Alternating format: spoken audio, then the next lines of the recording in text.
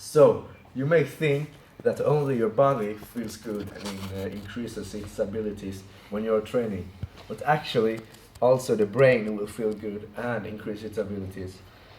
Yeah, and because physical activity increases, for example, your production of brain cells and the bonds between them, and it can defend you against depression for a certain degree.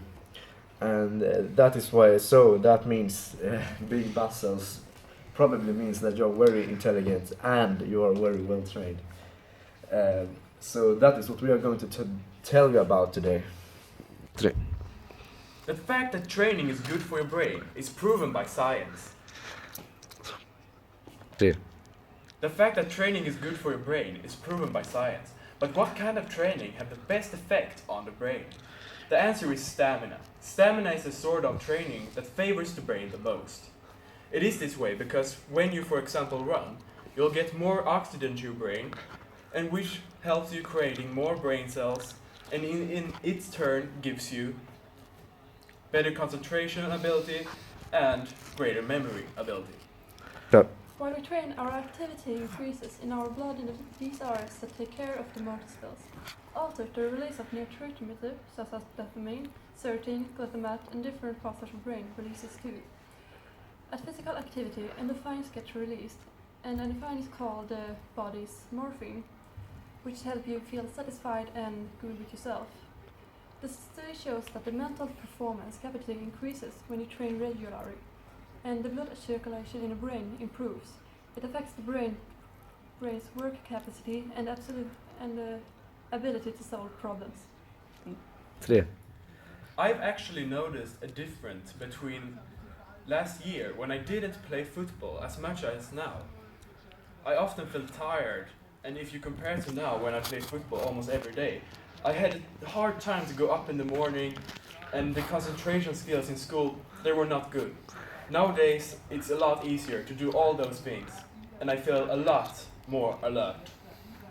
3. How often should we train then? It's hard to say because everyone has different cases for training, but a training 3 times 30 minutes a week prevents the most common diseases and gives a strong base for a healthy lifestyle, and the muscle and fitness are holding form. It's good to vary your workout between strength and fitness, and what you think about them. Everyday exercise is important. If you train 3 times a week and lay on the sofa the rest of the time, your body's not happy. Stand up, go for a walk to get a good everyday exercise. Start slowly. If you haven't trained before, 3 times a week are enough, and you can then increase your training if you want to. There's a difference between training and training. If you train 3 times a week, then train hard, but do it in a pace that you feel that you can manage. And don't forget the rest. It's very important to have at least 2 rest days a week. Det är skitbra.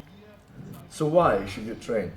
You should train because it makes you feel good, and it's very important if you want to do so.